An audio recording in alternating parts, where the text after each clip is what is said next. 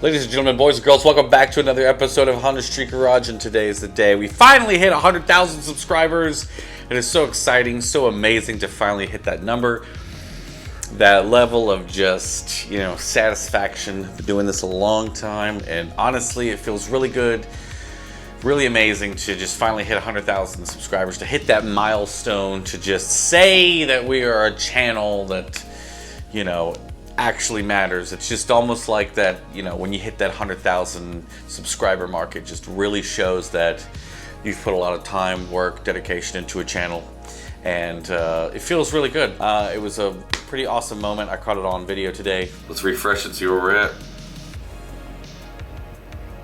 100,000! Been an amazing experience. Thank you to all of you guys that have been with me since the beginning, all the people that have been on the channel, along with the channel, sponsors, companies, friends, people that have commented, shared posts, Instagram, Facebook. Thank you guys all so much. I would not be here. The channel would not be here without you guys and all of your help. So thank you all so much. So it is Tech Tuesday, and we're going to be diving into some info for you guys so that you guys can maybe have a little bit more knowledge about some things. We're going to go over motor mounts and also K-series and B-series transmission stuff. The first thing that we're going to talk about is motor mounts and why motor mounts matter and why real motor mounts actually matter. Now, my personal favorite motor mount company is Hasport, Honda Acura Sport, however you want to say it. Brian Gillespie and all the guys over there have been really awesome to the channel over the years and have helped with a couple of builds, but that's not why I'm here to talk about them. The thing that I wanted to go over is the reason why these type of things matter. Now, they actually have a channel called VTech Academy, and they've actually covered this subject before of why motor mounts matter. A lot of it obviously has to do with the design aspect, all of the engine mounts being placed at a strategic point to make sure that the motor is at its optimum place, along with axle angle and making sure everything else is able to clear. I would also say that there is a difference between most other mounts, whether it be, a Chinese copy of, say, a Hasport mount, or say innovative or even old school. So I've got a couple mounts here that I was kind of going to go over. One of the great things about Hasport is that they have a 10-year warranty on the urethane, and you can also get them as replacements as well, which is really great. Quality level the quality level of Hasport is just phenomenal. They obviously make billet mounts. Hasport has definitely added to and contributed to many great builds that have been around for a long time. So oddly enough, I actually have an old school mount here that was made by Place Racing. So these guys were around a little bit before Hasport, and you can see that this mount is an automatic mount for a transmission, and it's been painted a couple of different colors over the years, and it's steel, but you can tell it's actually been bent up a little bit, and you can see that the urethane there it still has the original Place Racing urethane, which is quite impressive, but I believe they pretty much went out of business years ago. This is an old school piece. Now, I also have a innovative mount, and Innovative makes actually really good mounts. I believe they are predominantly steel mounts, but they are known to make some quality mounts. Now, the thing is I'm not here to bash one company or the other, but the thing that most people don't realize or know is that whether you're using a quality company like Hasport or Innovative, their measurements are actually different. So it's not really good to mix and match, and as well as the placement of the motor is a little bit different with the mounts as well.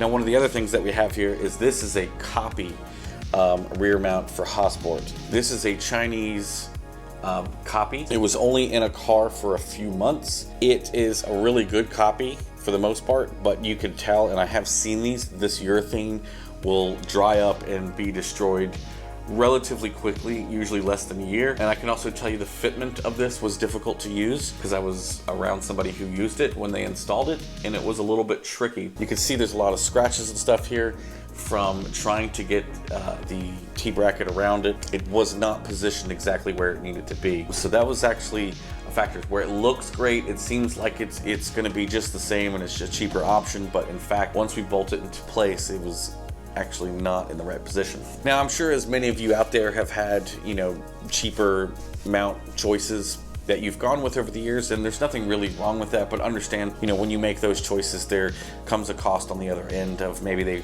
aren't lining everything up exactly right, or the urethane may die out relatively soon. But I can tell you, if you do choose to go with Hasport, I can tell you it's definitely money well spent.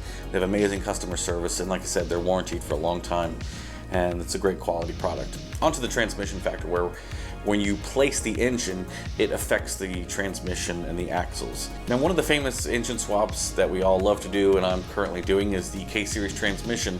And there's been a lot of information out there about K-Series transmissions on whether they're weak or they break, or the reasons why they're weak. Here, I'm going to try to dive into why that might actually be the case in certain circumstances. First off, you have to kind of understand transmissions a little bit and understand that there are two shafts. There's a main shaft and a counter shaft. The main shaft goes outside of the transmission into the clutch, and as the clutch engages, it spins it, all the gears are together. Now, the thing to take into consideration with this is that actually two gears spinning at a time, and they actually intertwine with each other and spin. Now, the thing to realize is that these are two shafts that are being held at one end and another. As you apply power to these two shafts, what happens is they're working together, and as you apply lots of power, the shafts heat up, and they actually end up bowing apart from each other like this. Obviously, that's an extreme thing, but what happens is as they bow apart from all the heat and the power, the teeth will start to pull out to the edges of the teeth and then nick it. And once they nick and crack off one little tooth, then they all go and they all shear off, and it's a lot of fun. For the most part, people are like, oh, well, K-Series transmissions are weak, but the reason why partially why this happens, as opposed to in a rear-wheel drive transmission, usually about halfway through the gear set, there's another level or a collar that holds the middle of the shaft. There are applications where they put a cuff for drag racers on 5th gear or even 6th gear, where they cuff the two shafts together, and that helps keep the two shafts stuck together in nice deep grooves so that the transmission won't break the gears apart themselves. From working with the K-Series transmission, I believe these shafts are more hollow than the B-Series.